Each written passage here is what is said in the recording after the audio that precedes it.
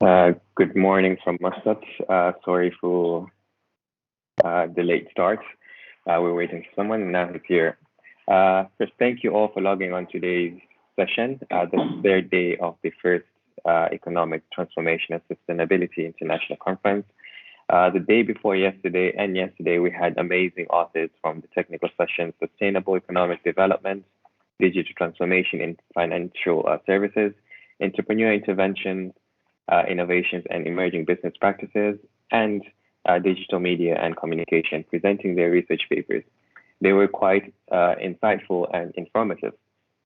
My name is Ahmed Rajab, and I'll be your master of ceremony for today. Without further ado, I would like to introduce the session chair, Dr. Shad Ahmed Khan, who is a dedicated and passionate business management learner who is open to adopt different working cultures and environment with education specialization in the field of marketing and professional strength in the field of business law, general management, and soft skills development. Dr. Henry is going to be this session co-chair. Dr. Henry is an assistant professor and registered IRCA lead auditor for ISO 14001, approved NABUSH trainer and IOS trainer. He teaches varied subjects related to health and safety and environment management to graduate students program. Now, without further ado, I'd like to welcome the keynote speaker, Professor Ravinder Rana, to give a keynote address on the role of agriculture on sustainable economic development. Professor Dr. Ravinder Rana is a profound academician and distinguished scholar in economics, writer, editor, advisor, motivational speaker, and public intellectual with over 30 years of teaching and research experience in Asia Pacific, Africa, and European continents. He has been an independent consultant and training expert. Professor Rana is also currently working as a professor of economics and internationalization project leader at the NWU Business School, Northwest University in South Africa. He also serves as the honorary country director in South Africa for the International Internship University, IIU. He also serves as an adjunct professor at economics of master's and doctorate programs at Monarch Business School, Monarch University in Switzerland. Professor Ravinder, thank you for being a part of the conference. The floor is yours. Well, good morning, ladies and gentlemen. It is indeed a proud privilege to be part of this first international conference on sustainable issues, which includes agriculture sector, which also includes water management practices and economic issues as well. So it's a combination of various pertinent issues that we're going to talk about today. In the interest of time, I would like to unpack and touch upon some of the salient matters pertaining to the agricultural sector. Predominantly, if we look at the history, probably about maybe 3 million years ago, and or even maybe 10,000 years ago, most or all of our people living on this planet, they're all agri-based people actually. They are not industrialists. They are not service sector oriented people as such.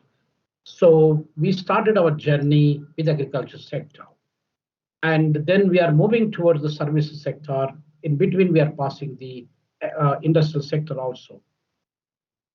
In general, if you look at the scenarios, for instance, for the past 200 years or so, when the Industrial Revolution has started in England and pervaded to the different parts of Europe and maybe different parts of the world later, India and so on. And before that Industrial Revolution, so most of the people, they are also farmers, farming communities. And from that journey, when the Industrial Revolution has started with the first Industrial Revolution, and then thereafter the mechanization process, the industrialization process has begun. And that gradually reduced the importance of the agricultural sector over a period of time. And then we have the second Industrial Revolution, which started maybe more than 122 years ago, somewhere around 1900, with electricity invention. And thereafter, we got the third industrial revolution, which is ICT revolution, somewhere in 1960s. And now we are talking about the fourth industrial revolution, that is digitalization and artificial intelligence and machine learning and so on and so forth. So the phase where we started our journey with agriculture, where we are moving towards is services. Countries like largest economy like America, American economy, if you look at the composition of each and every sector, whether primary sector, which is agriculture, secondary sector, industry, tertiary sector, is the services sector basically. And services alone contribute, agriculture is contributing less than 5% in American economy. The same goes with maybe South Africa, where I'm sitting here. And then, so majority portion is coming from the services actually. And so agriculture was losing its importance over a period of time. When India got independence in 1947, basically Indian agriculture was providing maybe more than 60% of the total GDP of the country. And the same goes with South Africa. The same goes with many other developing nations in the whole world. But gradually there is a shift. Now, country like South Africa, where it's still developing nation, and 5% contribution from agriculture is completely something it doesn't make a good sense. And where Indian people, more than 37% people are depending on agriculture, and agriculture itself is contributing less than 18% in Indian economy. So this is what is changing, and meaning that about 75 years ago in Indian agriculture, there is a paradigm shift. It was contributing more than 60%, now it has dropped down to 18%. And so that same applies to majority of the developing countries in the world. There are many developing countries like Malawi and Burkina Faso, we got Liberia, we got Zimbabwe and Kenya, and the list goes on among the African nations. So agriculture was been playing a dominant role over a period of time in the entire economy. But now the agriculture, take for instance Oman. Oman is agriculture also, 53% coming from industry. If you look at the total economy of Oman, 53% of the total economy is contributed by the industrial sector because Oman is basically an oil producer, and Oman is basically maybe natural gas and other petroleum related products that Oman has been producing. So naturally, Oman is also getting more than 70% of its revenue coming from the oil one side and natural gas on the other side. So oil presumably about 62%. That is the export revenue that Oman is getting, and 8% is coming from natural gas. So together, it's about 70% of the export revenue of Oman or Omanese economy is coming from the oil and natural gas. That is why the what do you call refineries and maybe petrochemical industries and so on and so forth. So that they contribute about 53% of the total economy of Oman. Maybe about 48% is coming from services sector, so which is less than the industry sector. And the remaining percentage, a very little percentage, is coming from probably 3% or less than 3% coming from agriculture sector. So does that mean Oman is not an agro-based economy? So one has to question about it. So this is the composition. You take about developed countries, you take about developing countries on the other side. We have agricultural sector and its role in the entire economy is gradually declining, not because people are not depending on the agriculture sector. There are lots of farmers and lots of people that are depending on agriculture, and without agriculture, there is no sustainability. We are all human beings living on this planet. About 7.9 billion people today, as of probably 30th of March 2022. Out of this 7.9 billion people, they're not going to eat computers. They're not going to eat artificial intelligence technologies or the softwares. We all need the food. We all need the water. So without food and water, there is no sustainability for the human beings or humans living on this planet. So everything directly or indirectly linked with agriculture sector. So therefore, agriculture becomes a cornerstone of the livelihood and the sustainable development of this whole world, actually. So therefore, the farmers who are indulged in the agricultural activities, we must applaud them. We must appreciate them. It's not a, there are two categories of people that are important in every society, whether it is India, whether it is America, whether it is Oman, whether it is South Africa, any part of the world.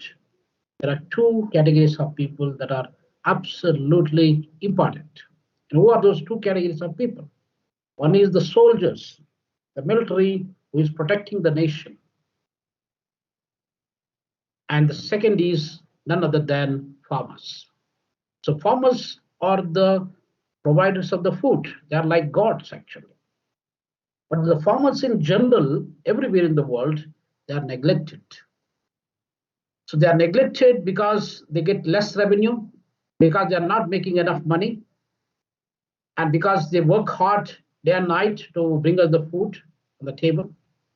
But in general, the respect and the importance of agricultural farmers are been declining gradually. The richest people like Elon Musk, who come from South Africa and who is based in America, is the richest man in the world today with more than $205 billion dollars actually. So $205 billion dollars income is more, three times more than the income of Oman as a country, and probably a little bit less than the income of South Africa as a country. So South Africa gets plus minus about $380 billion dollars as its total income per annum. That's the national income of the country, whereas Oman gets about 85 billions.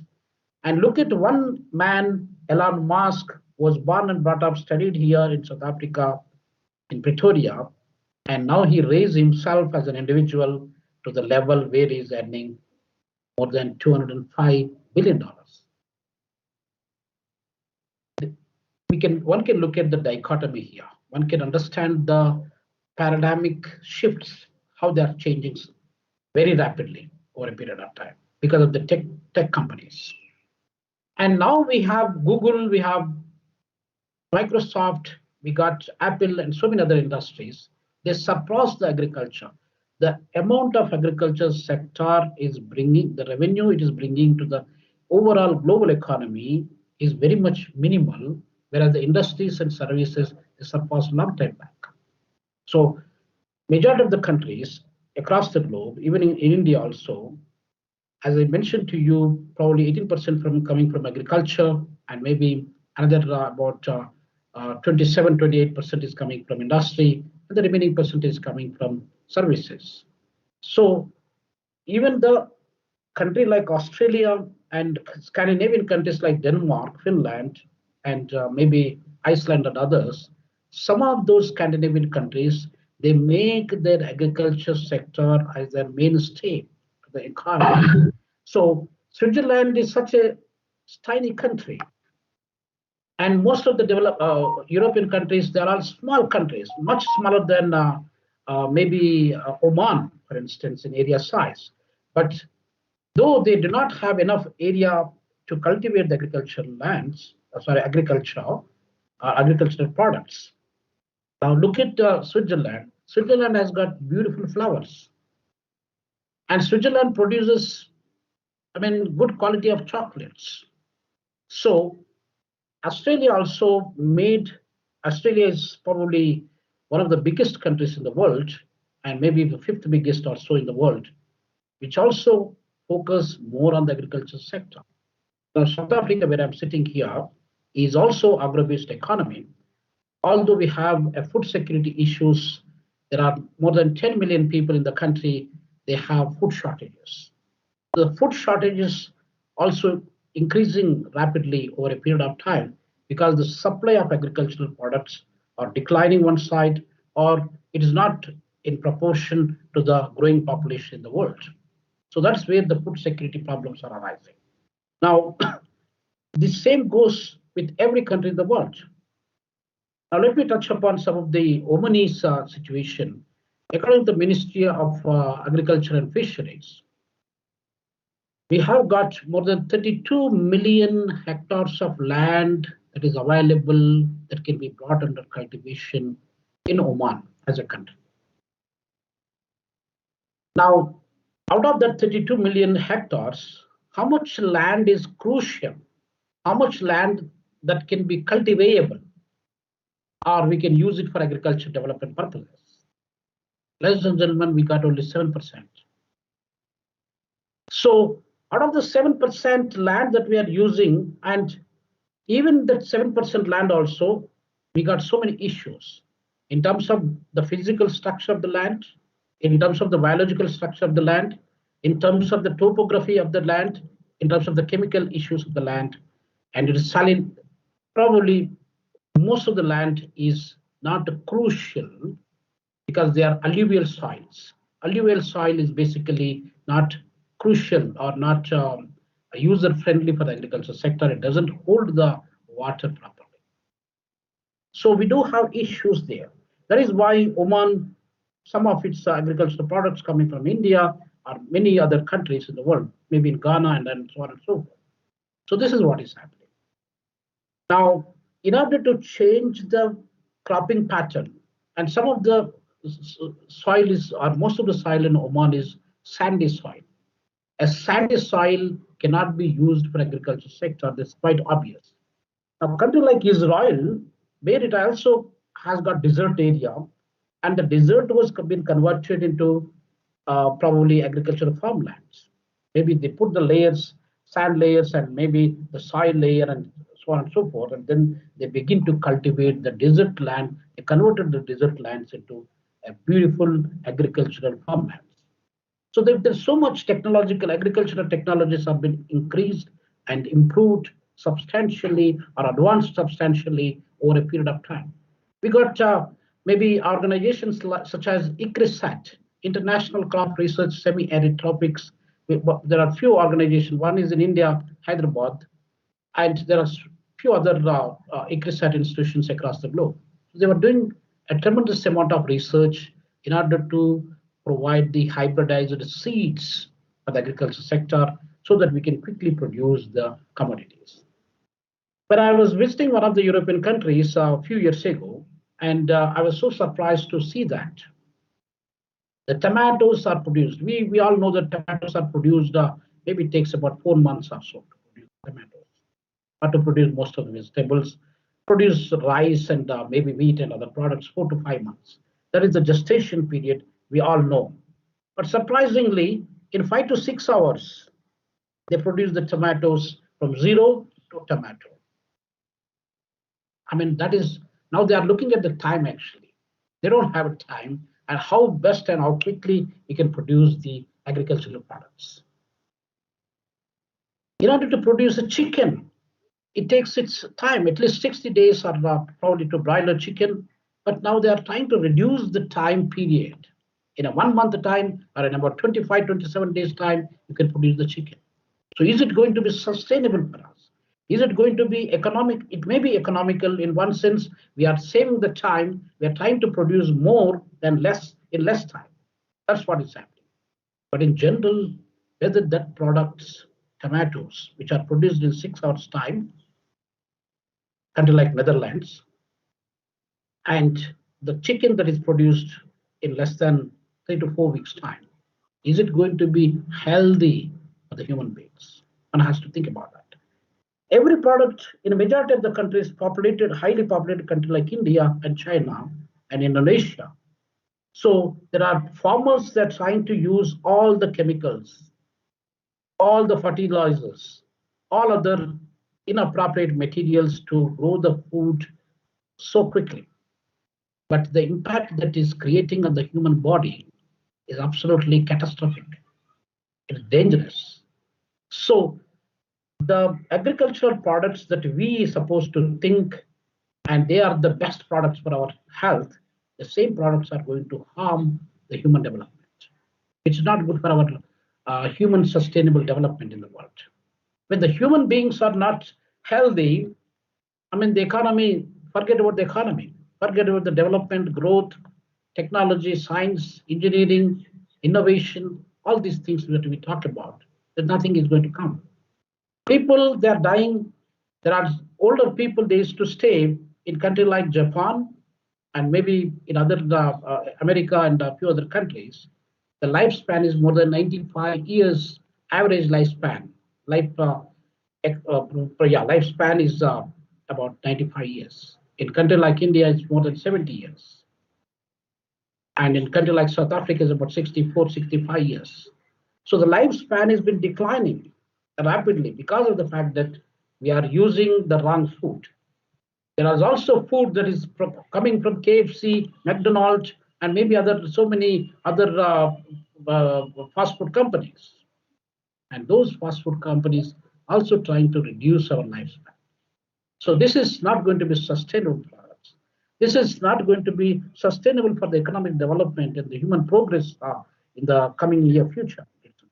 There are so many people suffering with the obesity issues, so many people suffering with the diabetes issues, heart diseases, and so on and so forth. So this is where the agricultural products that we supposed to get from the agriculture sector, it's like a pure organic products that are going to promote the welfare and health of the human being that is missing, the gap that has been created. So that is not good for us. So the overall agriculture in the world.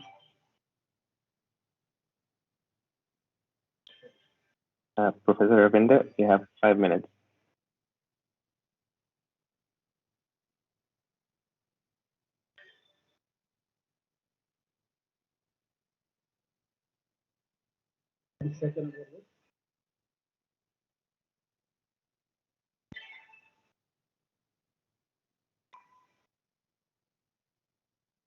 Sorry for that.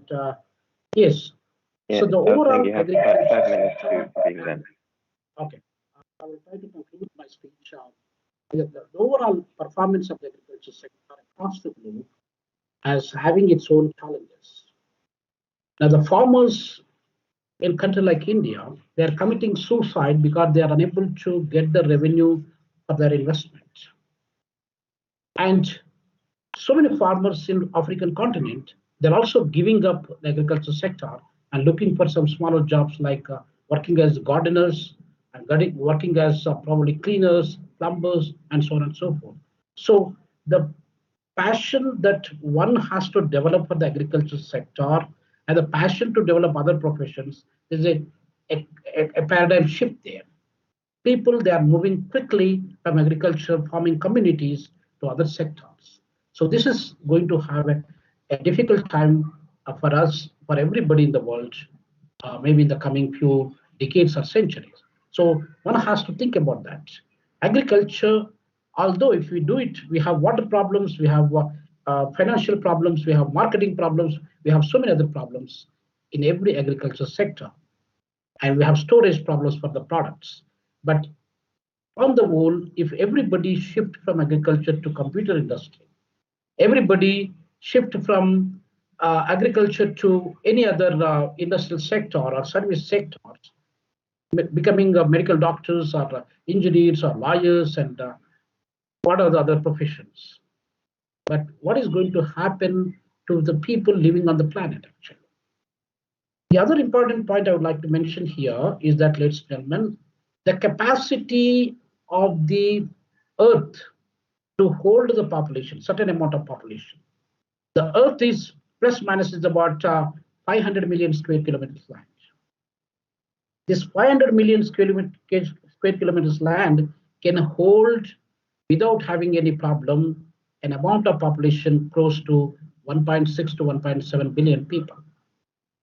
So 1.6, 1.7 billion people, almost 100 years ago, we had that. If you look at the population statistics in 1925, in 1925, we are already there at 1.6, 1.7 billion people. The people that are increased today, as I mentioned to you a few minutes ago, it's 7.9 billion people that are living on this planet. So that means about 6 times more than what is the capacity of the land that we are living on, and we are already excessive. 6 times we are excessive. So we need to protect our environment. We need to protect everything that we do. And we also should give this beautiful land, beautiful earth to our future generations. So everybody should think that it is the municipality problem and it is the government problem. They have to come and fix, they have to come and clean this kind of mist that you are creating. It is not correct. So that practices has to be changed. That is why the environmental degradation is taking place, climate change is taking place because of the uh, environmental damages that we are doing for the earth. So that has to be stopped actually. So every human being is responsible for the beautiful climate and for the beautiful environment of this world.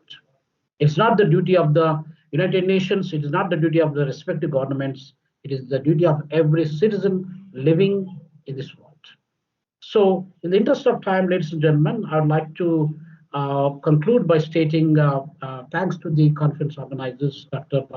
Hashim Magad, and also the moderator, and Dr. Shad Ahmad Khan, the chairperson of this particular session. And it's always indeed a private privilege for me to be part of this event. I can see the Indian Economic Association, Amity University, and OXCERT, and there are many other organizations also involved in this conference. Thank you, Anna. Thank you very much, Professor Ravinder, for the very insightful keynote address on the role of agriculture and sustainable economic development. You mentioned the part where I was quite shocked to hear the numbers or the age where the South Africa has lower lifespan compared to the Western with regards to that. So that was a complete shock to me. So thank you for that information. All right. We'll just move on to the title, to the papers. Before we start, I would like to just mention or converse the conference rules to the presenters today, as we're going to be having just 2 papers that are left for this conference. So all authors are going to have 12 minutes of presentation, and they will have 3 minutes of Q&A session. So they have to be done with your presentation by the end of the 12 minutes, and then we'll be having questions and answers for the last 3 minutes, so a total of 15 minutes. The participants, you are encouraged to type in your questions in the chat box, and the session chair, Dr. Shad Ahmed Khan or Dr. Henry Karim Seti, will be reading the questions from the chat box and conveying the questions to the presenter to answer.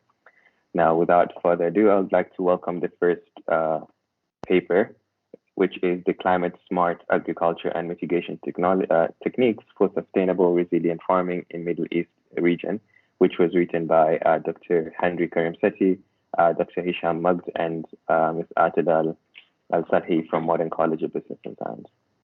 Please, welcome.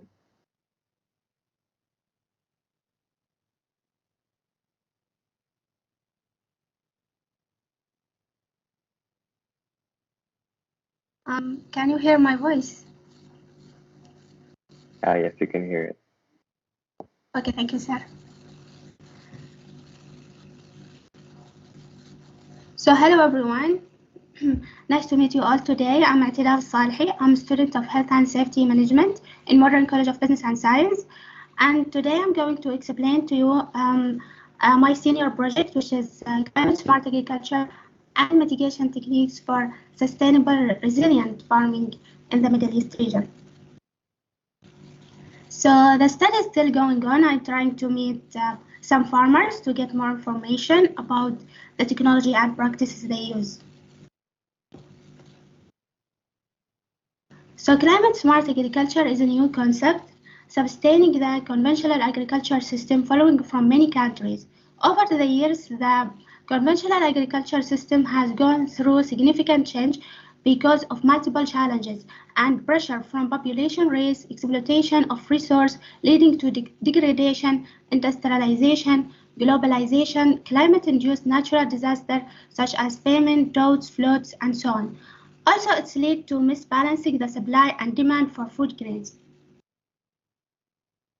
As we know, agriculture has become key sector for transforming economies, for maintaining food securities and nutrition for nations, and prime goal for developing nation to sustain economic state.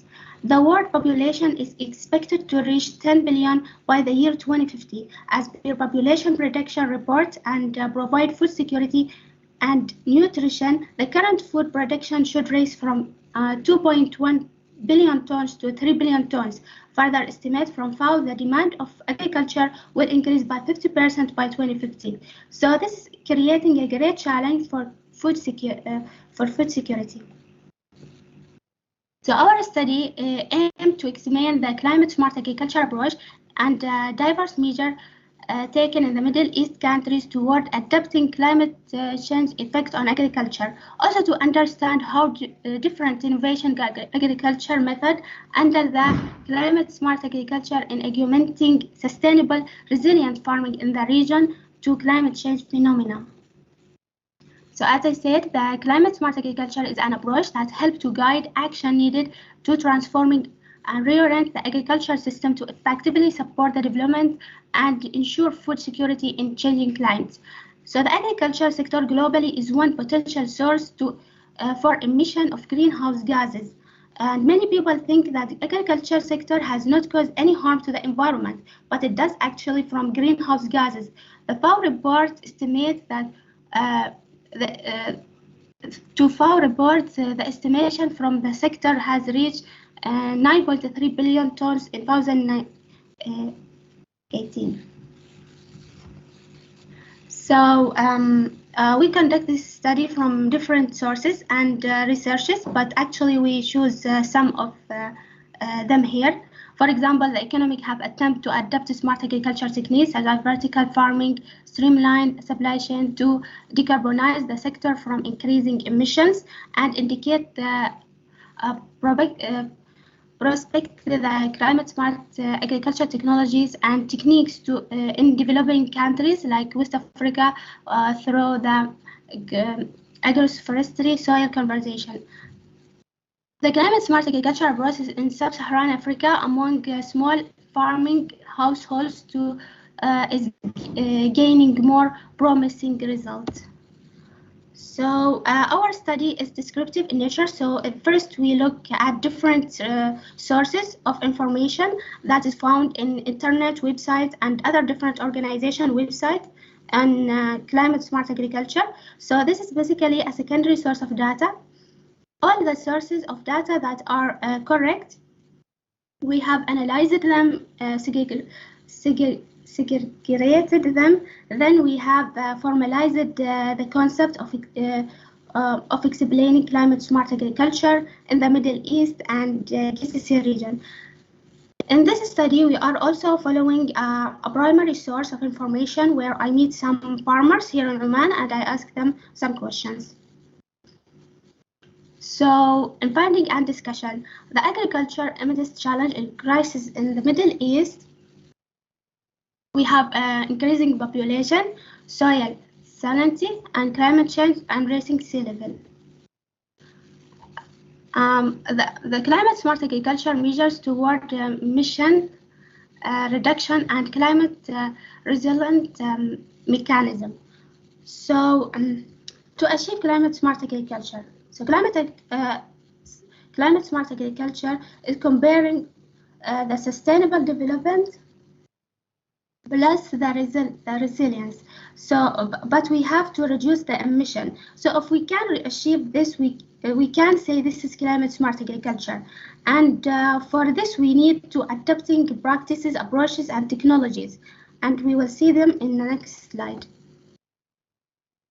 For example, the practices like soil management, crop production, water management, the approaches like landscape management, alternative farming method, capacity development, the technology like organic manure and crop rotation, intercropping, and biological control, and so on. So this is a diagram show different type of practices and technologies and approaches, like you see here. Climate-smart technology, small sustainable incentives in GCC region. So we have vertical farming, soil management, landscape management. For vertical farming, UAE and GCC countries have adopted protected agriculture technology through intensive vertical farming for growing manually vegetable, herbs, and leafy greens in indoor environments. This small-scale, climate-smart technology incentives can address local food security and can also reduce energy and resource consumption. Here, soil management. Most Middle East countries are facing severe salinization, and this is projected to increase due to climate change and its consequences like sea level rise and rising air temperature. To address the soil salinity and water shortage, the IAEA with FAO has developed use of unclear isotope techniques to improve soil, water, and crop management practices. For landscape management, changing desert, it's changing the desert to the green land also reduce the Excuse carbon. me, Atadu. We Yes. cannot see the slides are changing. Can you see that the slides change? You're not able to see the slides. I changed it, but I don't know if it's not changed. Can you just move back and forth to see if it's changing? It's stuck Okay. on the 8th slide. As we could see, I can see the landscape management slide right now. It's changing, yes. Yeah. Now it's okay, sir?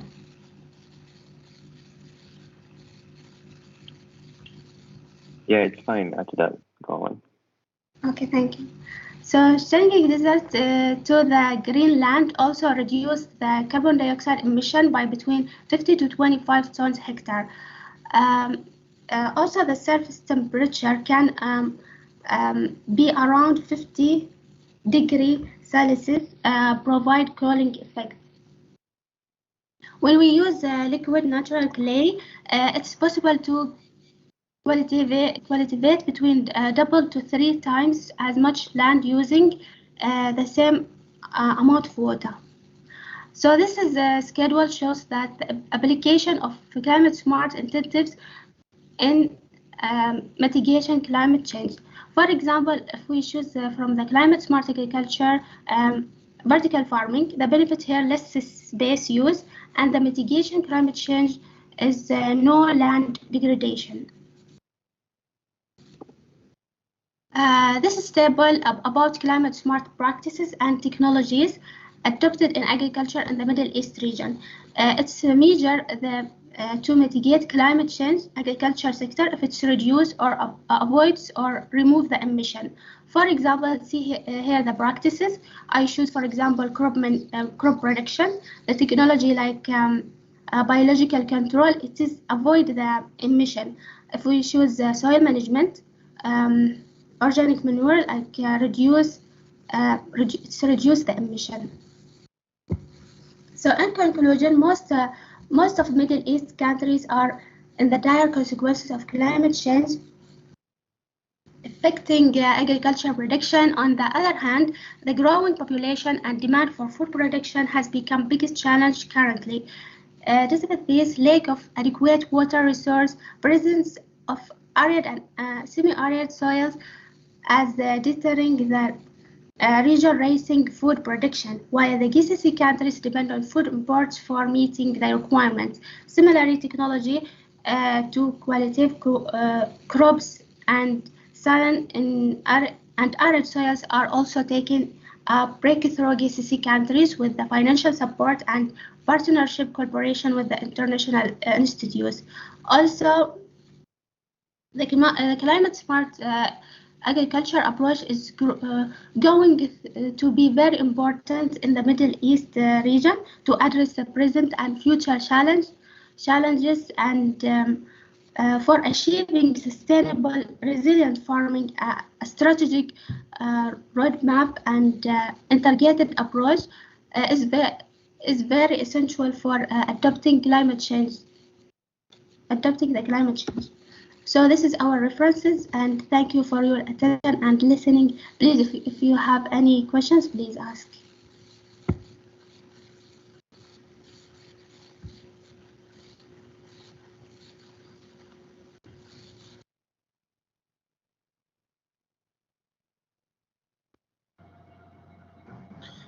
Atadal Al-Salhi, thank you for your presentation. I had just two questions for you. You talked about the sustainable farming system and you talked about vertical farming. So what are the challenges that you see for vertical farming in Oman as per your research?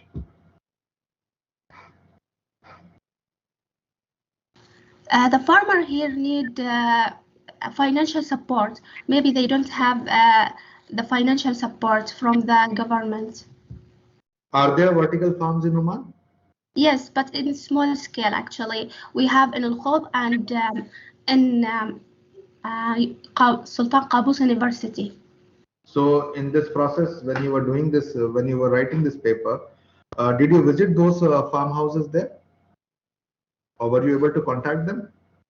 Yes, I contact them, but I don't visit actually still. But I have some pictures they sent to me. Yeah. Okay. Thank you so much. The house is now open. If anyone has any questions or any clarifications, you may raise now.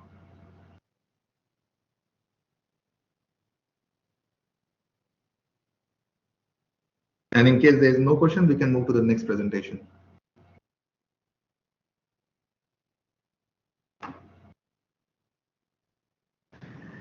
I just want to thank, before Ahmed takes over the next speaker, I just want to thank Atadal. She is one of the students who is doing your final project.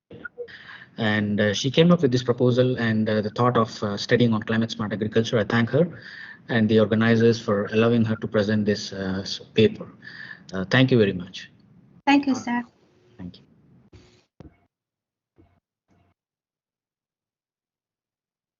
All right, we'll move on to the next paper and the last paper for this conference, the case study application of design of experiment in wet sludge processing. This paper was written by Sir Ahmed Al-Sadi from University of Brahmi and Mr. Dawood Al-Nabhani from Sohar Aluminium. Mr. Dawood Al-Nabhani, please, the floor is yours. Thank you very much, Ahmed. Just want to confirm if you can hear me well before I go ahead and you can see me. Yes, we can hear you well and can see you as well. Thank you very much. First of all, I would just like to thank Ifada for her paper and as well as the professor who gave us an insight about different aspects of agriculture, challenges and sustainability challenges that we have been always, seeing from day to day. And I totally agree that one person effort can make a big difference. It's not the government, it's not the organizations, it's the individual effort. Now I'm just going to start talking about the case study here. And before that, I would like to introduce myself. My name is Dawood Al-Nabhani, maintenance engineer working in industrial area. And my colleague is as well Ahmed Al-Saadi, he's as well as maintenance engineer. We have a total of 10 years of experience working in industry, and just we wanted to make sure that we are addressing the challenges that we face from water treatment, agriculture, and sustainability aspects. For our case study, we have used the application of design of experiments. This design of experiment application is coming from the Lean and Six Sigma lean manufacturing, reducing waste, improving efficiencies, and reducing variation. This concept has been adopted from Japan and Motorola as well from Toyota after the Second War, where they had challenges and they had limited resources. So they need to come up with ways how they can improve their processes. We have used that concept with our sewage treatment plant. Together, we have built this case study to solve the challenge that we are going to explain in the following slides. Now, just as an introduction, we are working in an industry that we have 1,000 employees on a single day, and it can go to 1,500 per day. We, of course, produce some waste, human waste. And this human waste, actually, we are lucky that we have our internal processing plant. We call it the sewage treatment plant. And in this sewage treatment plant, we are just thinking about sustainability. The sustainability comes from we drink, eat internally, and then once this waste have been stored in this sewage treatment plant, we process it, and therefore we produce green water that can be used for agriculture use as well as for irrigation, and from there we complete the cycle. However, once you have a plant or a process, you always have some waste. You produce green water, but as a byproduct, we have something called sludge. This sludge is a waste from that sewage treatment plant, which will be the focus of our case study. Because in the past, our plant or our factory have been reached to that limit where they have human waste, process it, and then produce green water and use it for irrigation. And that's excellent for sustainability. However, we've been sending this wet sludge to outside to further process it to other things. But 3 or 4 years back, we have got from the ministry that this wet sludge, we don't treat it the same. It's not just going to the landfill and then dumping it there. You need to have it dried, and you need to maybe think about using it for some other ways. That's when we said, let's think about what can we do with this waste. And we found out some practices that they use this sludge, if it was processed correctly in a proper way, used as a fertilizer. So from human waste, we are not only we are going to produce water for irrigation, but also we will utilize this waste as a fertilizer that can be used internally, rather than just buying some chemical fertilizers, industrial processed chemicals as a fertilizer. So this is just an introduction about our plans and why we are doing this case study. Now, again, I have already mentioned that design of experiment have been implemented in so many businesses, so many factories, and they're aiming to improve their processes. This is in short. There are so many tools, so many ways that they can do it. And in our process, we are just going to explain how we use that concept. Now, going into the problem statement, we have reached to a point where we wanted to use this wet sludge as a fertilizer. But is it easy? Can we do it as running a machine and then having a product of that? No, we faced a challenge. And the challenge is the main concept to have that sludge full of moisture, to have it dried out to a certain level, then you can use it as a fertilizer. So we had a system, we have equipment, but we could not get to the right level of dryness. That's where this motivates us to go forward and find ways how we can do that using the approach of design of experiments. So again, the objective is to use the methodology of design of experiments and optimize our process, which is processing wet sludge to the right level of dryness. So having an input, optimizing the input in order to get the desired output. Now, we have also looked at what kind of research, what kind of things that have been done within the region. And we found out that there are 3 research have been done, and they all focus on the solid waste, not necessarily on the sludge treatment on the way we looked at it, but they were just kind of general. They use different methodology and different approaches. 2 in Muscat and 1 in Jebel Akhbar. Now, for our methodology, we looked at the process. We laid down the process here, and maybe I would just like your attention to follow up with me so you know exactly what the process happens. So in the first stage, after our sewage treatment plant, we have the wet sludge as a product. Then it goes to the sludge holding tank, the brown tank. And from there, we have 2 chemical dosing. In this chemical dosing, it helps this sludge to make it thicker. So when we process it in stage number 3, where we call it dewatering.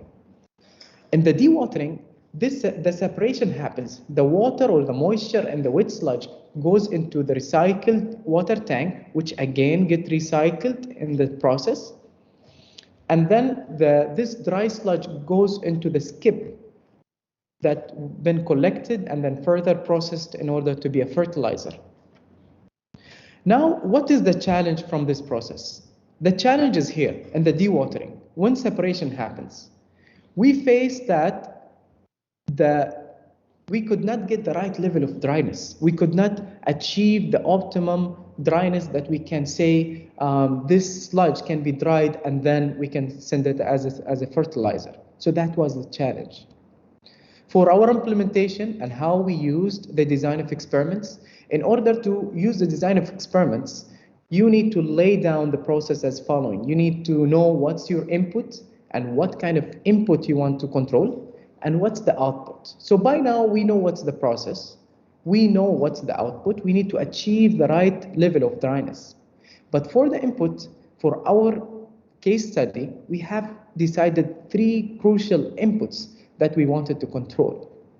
We have the chemical type, which is the polymer. Again, as I mentioned, this is the chemical that makes the sludge thicker.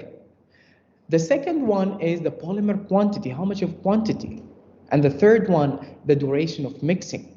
Once we put this chemical inside of the tank, what should be the duration? In the language of design of experiments, we have the variables, call them as factors. So we have 3 factors, and these 3 factors can go into 2 different categories, and we call them levels.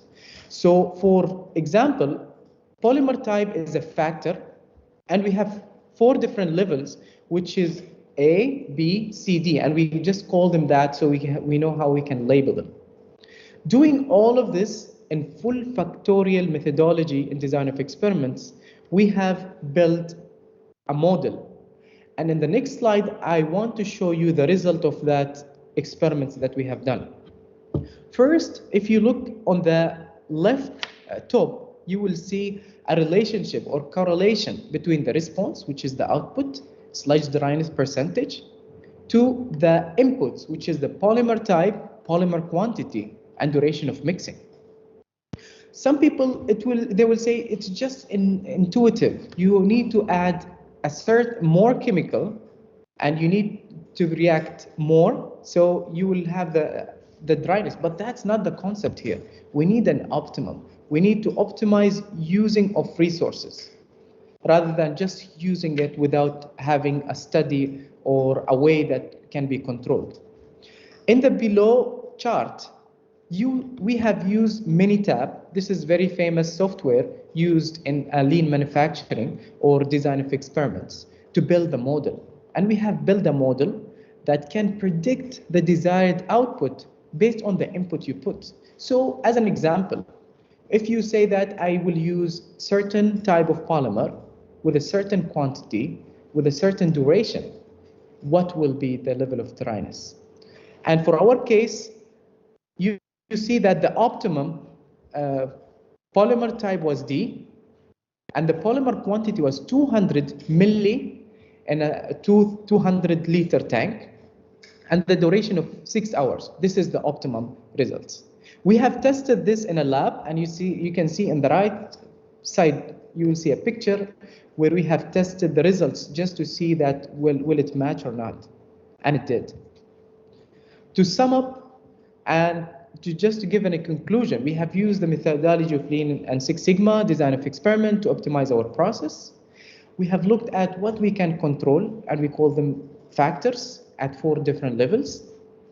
And this approach gives us a model that can predict an output based on the input with 95% confidence level. And for the future studies, we are willing to go and look at other factors, other correlations that can impact and optimize our system much further. For example, the flow rate that going into the process, and other factors that we are also going to look at based on the criticality of these factors and the impact on the result. This is the case study that we have done. Thank you again for listening, being patient, and if you have any questions, go ahead.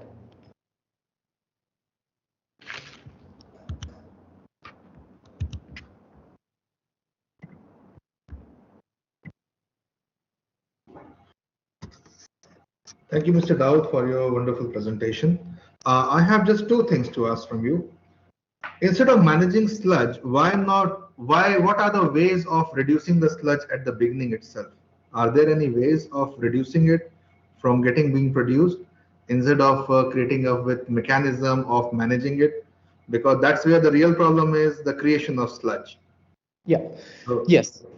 Yeah, I understood your question.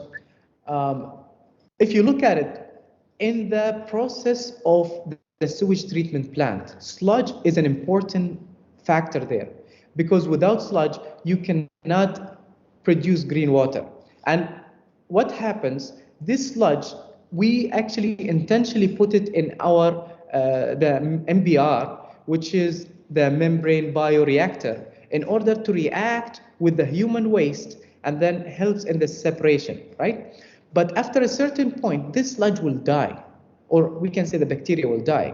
And this excess of sludge need to be processed. So can you avoid it? No. But can you reduce the the production of that sludge? Yes, it can. And we have been implementing some other techniques. For example, optimizing the production of the green water and so on, and just-in-time production of that green water to make it optimize. So, yeah. So what are the challenges that you face in realizing the things that you are proposing? So what are the challenges that you foresee for now that it is not achievable, or there are some hurdles on your way? Yes. So actually one of the challenges is summer. During the summer, our plant uses a large quantity of water for irrigation, and whenever they are using a large quantity of water irrigation, this sludge have been produced in double quantities rather than just the winter. And from there, our optimization, we wanted to also implement this in order to save some time and optimize resources. Because if you just want to use a lot of chemical to process it, then by the end of the day, you'll need a lot of capital or money in order to use it for processing. So that's one of the challenges. Okay, so now the house is open. I think Dr. Henry has a question. He has raised his hand. So Please go ahead, Dr. Henry. Thank you, Dawood, for such a wonderful presentation. And hopefully this is a very interesting area on wastewater treatment. I have a few questions regarding this. The first one is, why have you thought about using a polymer? And if it is economical, I don't know the cost of using the polymer and how much quantity it might be required per day for treating a volume of this sludge. Okay. And what the plant was doing before using the polymer. Is this polymer currently used to dry the sludge, or are you still following other conventional methods? Yes. Thank you for your question. Maybe I have mentioned this, but I did not convey it in the right way in my presentation. So previously, we don't bother about processing the sludge. This sludge getting produced, we hold it in a tank, and then we just send it outside. I'm talking about 3 years back. But again, talking about the sustainability and looking about options, what we can do to make sure that we are being sustainable internally, because we pay money for this. That's number one. And number two, we don't know where it gets, this sludge. So we want to have a better control of it. So that's why we decided to do this. So this is, part of your question. And the second part, why are we using polymer? If you don't use polymer, it will be extremely difficult to separate this sludge, the water from the sludge to be dried. Because what happens when you add or you dose polymer, actually it's not in a big quantity, it's in a small quantity. As I have mentioned, it's 200 milliliter for every 200 liter. So even though it's a small quantity, but it has a big effect. So do we need it? Yes. Otherwise, you will have series of de-separation systems in order to get the right dryness, just to not use the polymer. So you have choice to use a polymer, or you have 3 or 4 machines working in series in order to have the right dryness. This takes me to the other question. Most probably, I may be right. So, do you think polymer is more efficient than the conventional method that we see in most of the treatment plants? They use thermal heating. So, do you think the polymer is far more better in terms of time or in terms of cost effectiveness over the thermal drying? Yes, definitely. In terms of effectiveness, we have looked at other conventional methods. They have different type of equipments, but these equipments used, the amount of energy they needed to run, it's huge. So that's why, from economical point of view and from the sustainability, power consumption, it makes more sense, and it's more efficient as well. Right. Thank you, Dawood, very much. And hope we can get in touch with you later on. Thank you very much for your presentation. No problem. Thank you. If anybody else have any questions?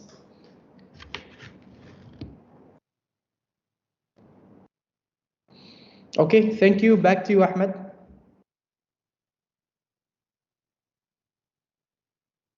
Thank you very much, Dawood, for the amazing presentation.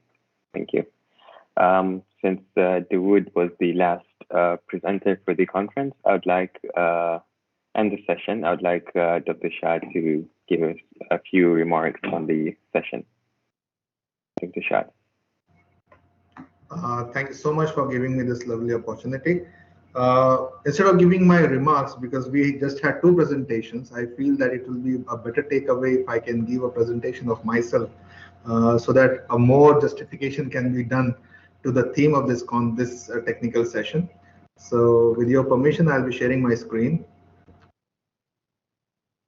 Yes, please, go ahead. So here we go.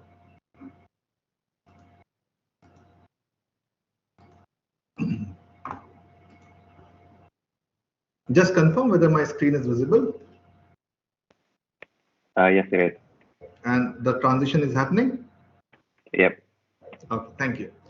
So this presentation is actually an extension of the first presenter, vertical farming in Oman and its impact on food, water, land, and economy. So what Professor Ravindra Rana was discussing and what the other people were discussing. So I will be shedding some light on why we are talking about the food, why we are talking about water, why we are talking about land, and why we are talking about economy today. And this is one of my interest area. That's the reason I was very much intrigued when I saw a topic on vertical farming, and more things are coming up. So maybe the researchers, we can have a collaboration and we can work together in this field. So if I tell you about the vertical farming in very simple words, vertical farming looks like this. So it is vertically stacked farms where you can have your things harvested. The advantage is that you require less land area because you are able to have multiple stacks over it. There are challenges, there are opportunities as well.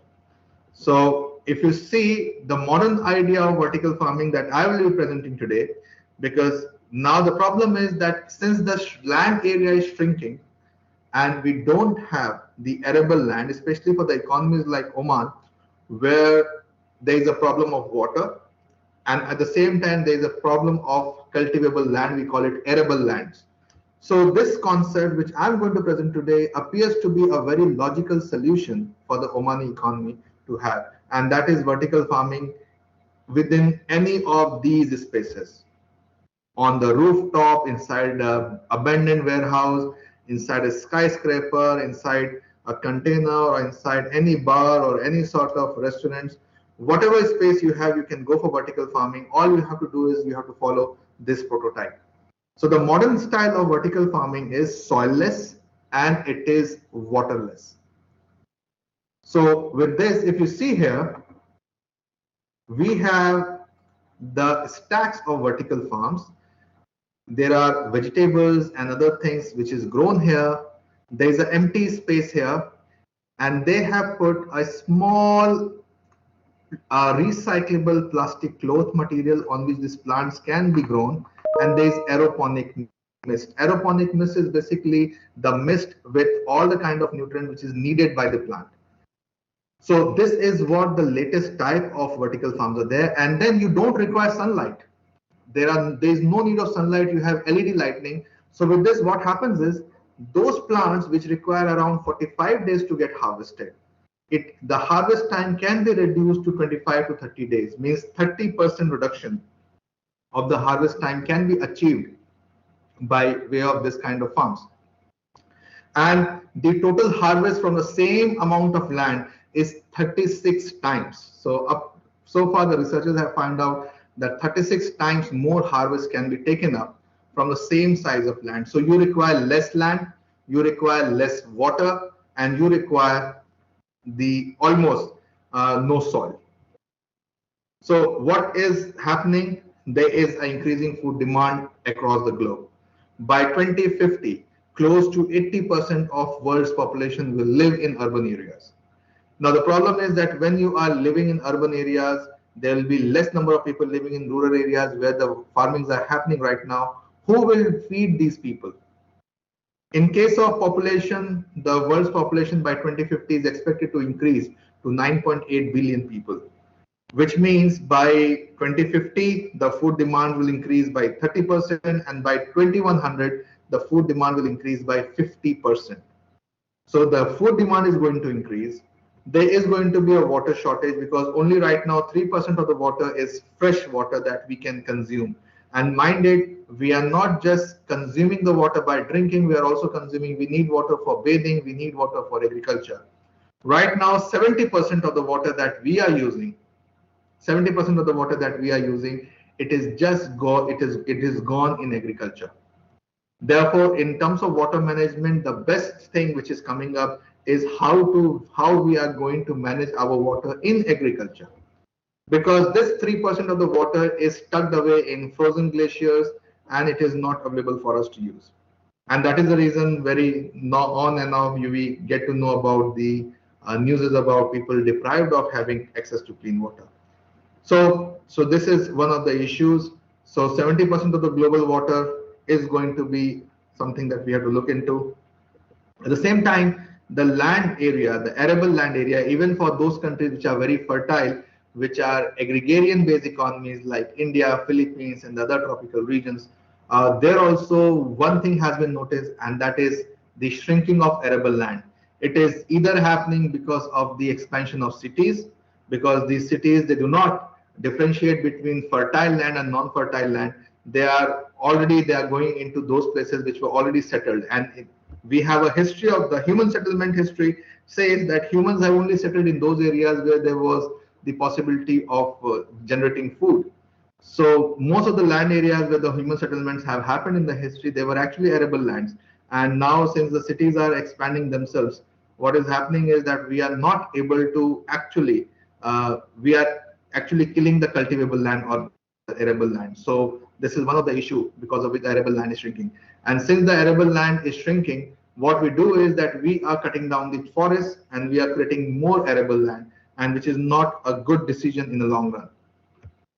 So vertical farming, it is number one, it is expensive. That's the first challenge. It is really expensive, especially the kind of vertical farming that I am proposing right now. And that is something which is very, very possible for Oman. It is really expensive. So I have quoted some of the expenses here. At the same time, it utilizes a lot of energy because you will be using artificial lights and you will be also using artificial climate control system. So when you are using both of these things, it is going to consume energy, and once it is consuming energy, it is going to be again expensive affair. People, they have myth that agriculture supports that agriculture can suck up the carbon dioxide and it releases oxygen. The answer is wrong. Many a time the agriculture itself is responsible for air pollution, because most of the time the agriculture happens in those areas where the forests were available and they have been chopped off and the agricultural lands have been created. But in case of vertical farming, it is there is one more challenge. That is that you require greenhouse gases, because once you have the greenhouses available, what happens is that for the sake of generation of electricity, etc., the greenhouse gases are created. Okay, it is an outcome because you need electricity to run these vertical farms. At the same time, there's an advantage also that you need to supplement CO2 into these farms because sometimes the CO2 available inside these farms are not sufficient to support photosynthesis. Then there is, of course, the light pollution because just imagine the LED lights are on throughout the day, whole of the night, and because of it, the light pollution is going to get generated. Just imagine a 30-story vertical farm, which is dense, in a densely populated area. You can imagine that the whole night, the whole farm is lit up, and it leads to the light pollution. It also leads to the water pollution because the mist that we are using inside this vertical farm, it is mixed with chemicals and nutrients. And at a larger level, what happens is that we have to dispose it off somewhere. And that's where the water treatment system, which the previous presenter was presenting, comes into picture. That this water needs to get discarded. And in the vertical farms, if it is happening in cities, we don't get a huge size of land space where this water can be discarded. Now, if you see this whole phenomenon, you will find that where it is a challenge for the whole world, at the same time, it is becoming an opportunity for Oman because the challenges which we are talking about for the whole world, it is actually becoming an opportunity for Oman because of a variety of reasons. Now, if you see Oman's Vision 2040, it talks about the quest of achieving self-reliance. Now, please understand, those of you who are in Oman right now, that currently, as of 2018, Oman's GDP was 79.28 US dollar, 79.28 billion US dollars. The food import that were happening in Oman were only of 0.44 billion Omani Real, which is roughly USD 1.16 billion.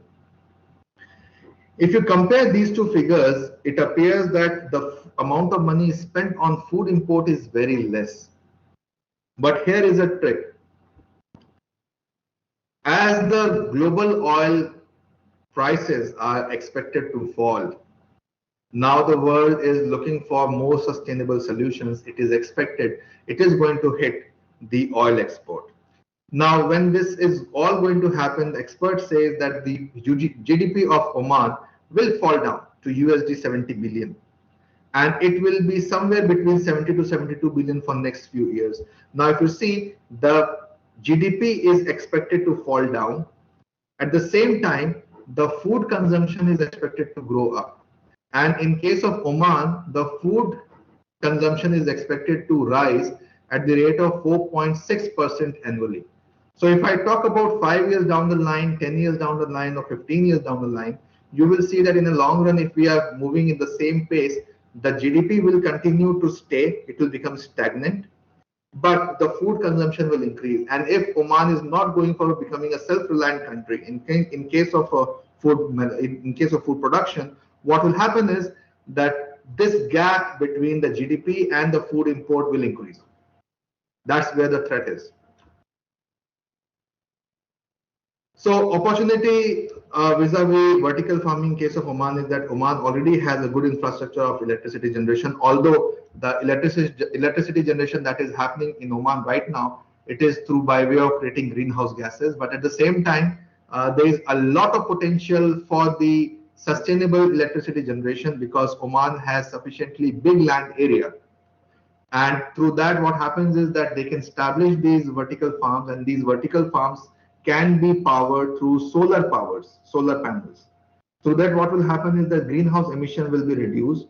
Oman already receives a good amount of sunlight whole over the year, and that's where the electricity generation can be taken care of.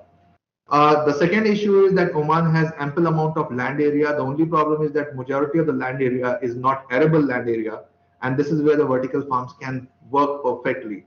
And it will not be an issue to discard the vertical farm waste because that requires only a vast land area. They are not going to kill the cultivability of the land or something. At the same time, in Oman, there is a heavy dependency on public and private partnership. This region is becoming an investment hub now, and it is expected that people in future will be interested to invest in Oman as well. So if you see this on the world map, Oman is really having a strategic location. And if Oman is able to work on these vertical farms in a very, very logical and with a very nice approach, what will happen is that it can become a global supplier of food also in future. For the coastal region, in addition to aeroponic, even aquaponic could be a solution where the fisheries and other things can be done. And even aquaponic will also work perfectly for the coastal regions in Oman. So we have proposed this study in TRC. It has been awarded also, and we are working on it. So those of you who are interested in vertical farming or something, you are most welcome to join us, and you can share your thoughts with us. And with this, thank you so much for giving me this lovely opportunity. Over to you, organizers.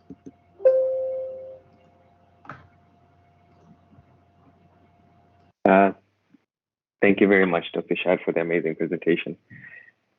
I guess that's it for today's session and for the entire international conference.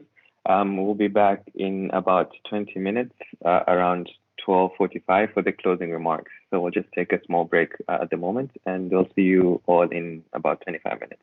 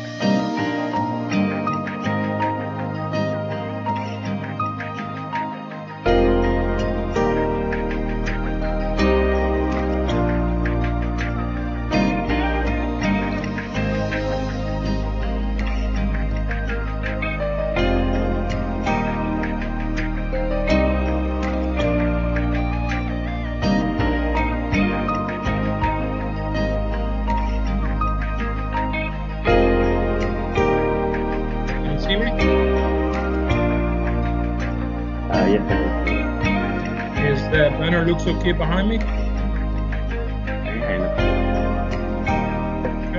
I don't need to do anything, so this is the right position, right?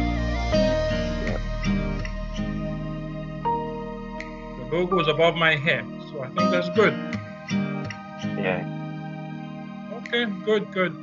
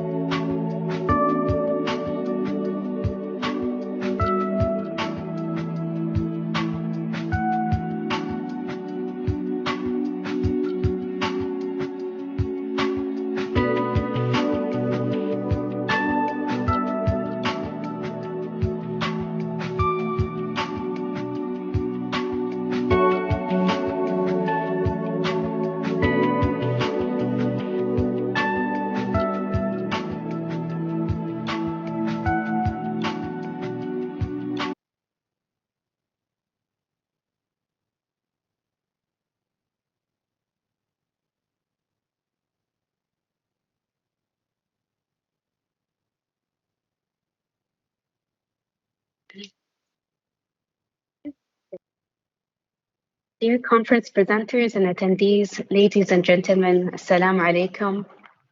Welcome everyone back to the closing session of the first Economic Transformation and Sustainability International Conference organized by the Modern College of Business and Science, Muscat, Oman. My name is Mathil Al-Busaid and I'll be your MC.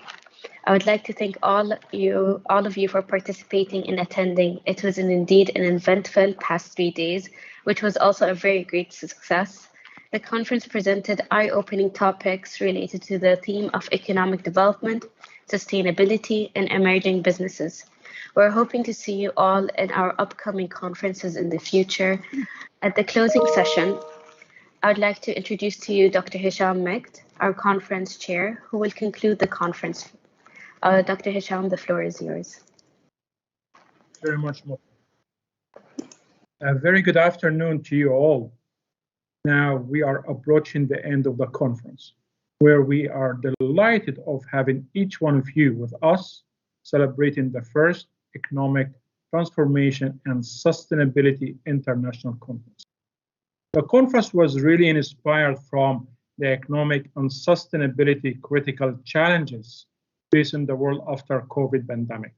And therefore, the aim of the conference was to really share the information and the knowledge related to economic transformation and sustainability and various emerging businesses to support world economic growth in the global context.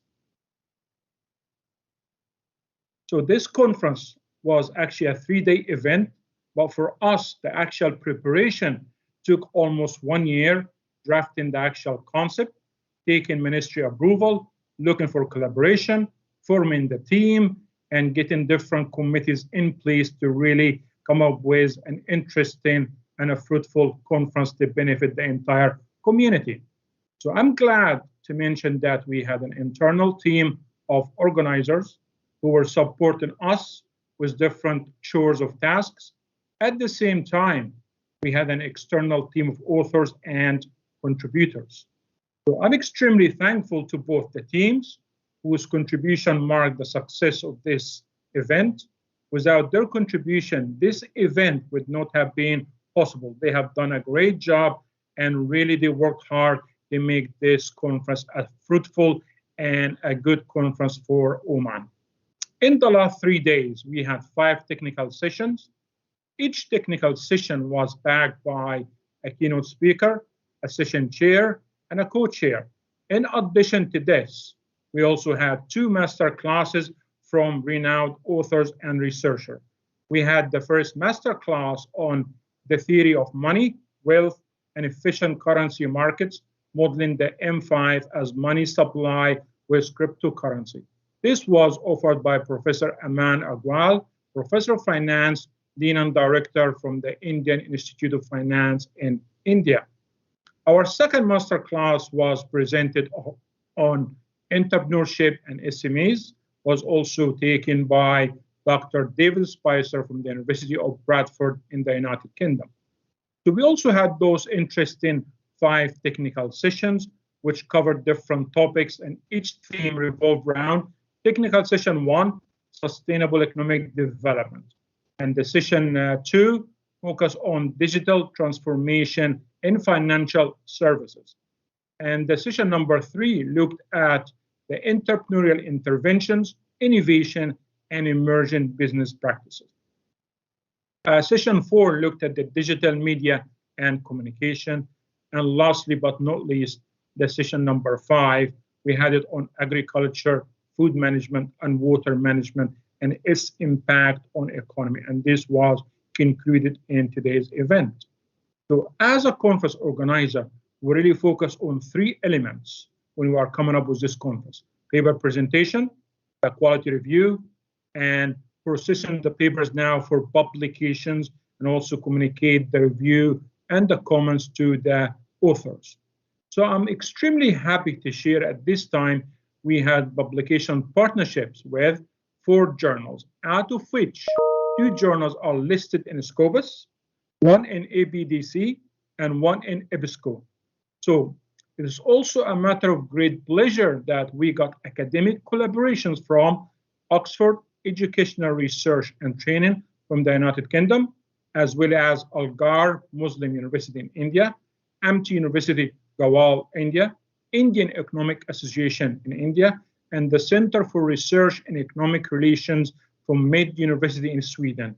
So they have done a great job where we forged our collaboration to come up with this conference. So on a final note, I really would like to express my gratitude and my appreciation to His Excellency Dr. Nasser Rashid Al Mawali for having himself as the patronage under this conference. Also, I would like to really thank all the members who contributed to this event directly or indirectly, all the collaborators, paper contributors, invited guests, keynote speakers, session chairs and co-chairs, and the MC, and also finally but not least the lovely audience without whom this conference would not have been successful. So hopefully we are really looking forward to see you in 23 as we will be having more conferences in different disciplines where you are all invited to join us back for a fruitful conference, which could be either face-to-face or hybrid or online, depending on what is the future with regard to COVID. So my sincere gratitude to all of you, and thank you for being with us in this conference, and have a lovely day. And now is over to Mutla. Thank you very much. Thank you, Dr. Hisham, and thank you for the closing words. Attendees and viewers, we would love to conclude the session, and we hope to see you, as Dr. Hisham said, next year in our upcoming conferences. Have a lovely day and weekend also. Goodbye, everyone.